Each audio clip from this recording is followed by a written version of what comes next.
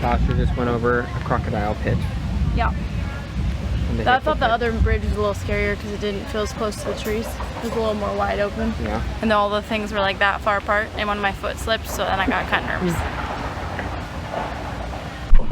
So as we are making our way, this is that open savanna, that grassland, home to giraffes and all kinds of antelopes, all kinds of animals. These aren't hyenas, but these are called painted dogs, or African painted wolves. They're sometimes called African hunting dogs. There's a lot of names for them. They look a whole lot like a domestic dog, right? You're like, ooh, I want one of those.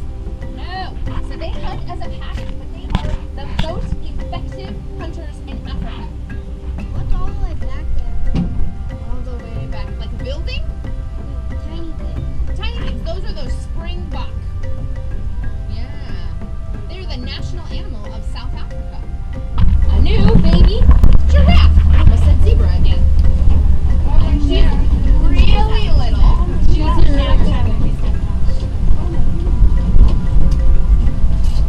there she is. So little. She is less than 6 feet tall.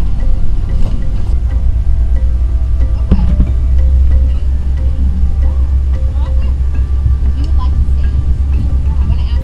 So do they not look super pregnant? They don't really look super pregnant until really, really late, like that last month. Then they're waddle. Like There are many similarities I'm finding. Yes. But most animals, they don't want to advertise, right?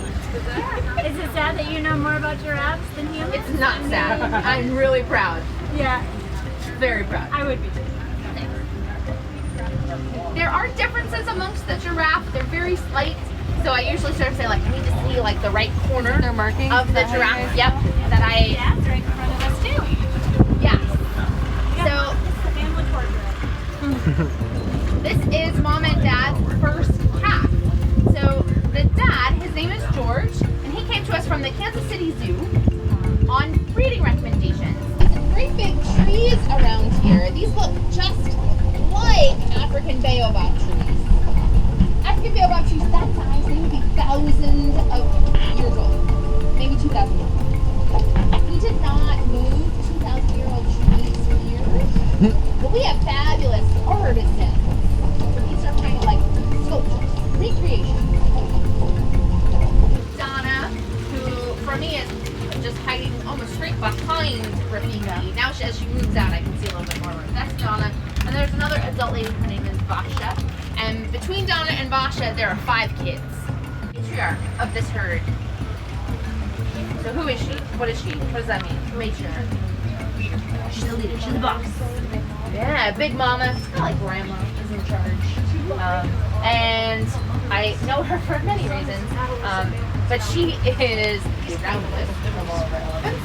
She's about 9,000 pounds. She also, her tusks grow sort of patty one place. Sorry, one goes up and one goes down. Oh, and up beyond the pool is our littlest. Oh, look how crazy.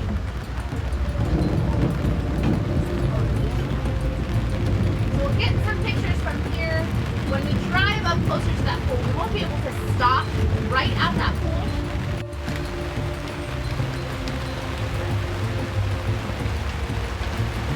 So the littlest, her name is Stella. And then with her head to the left is her big sister Luna, and with her head to the right is her big sister Nadira. The African flamingos, they seem more like ballerina. Do they have a barn too that they go to? So they do have a space should they need to, but they do not go to a barn regularly. They like to just stay in that They little... just stay on that island. You want to just put your things on the chairs rather than the table?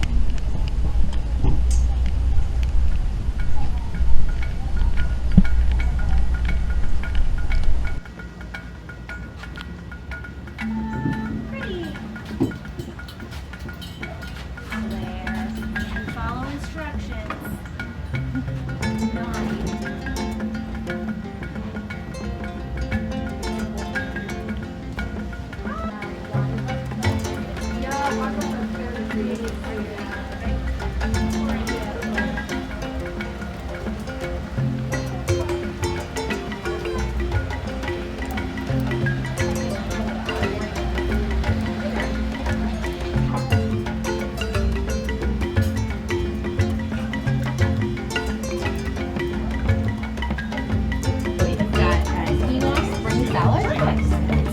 strawberries, shredded Brussels sprout, blueberries, and cranberries in there.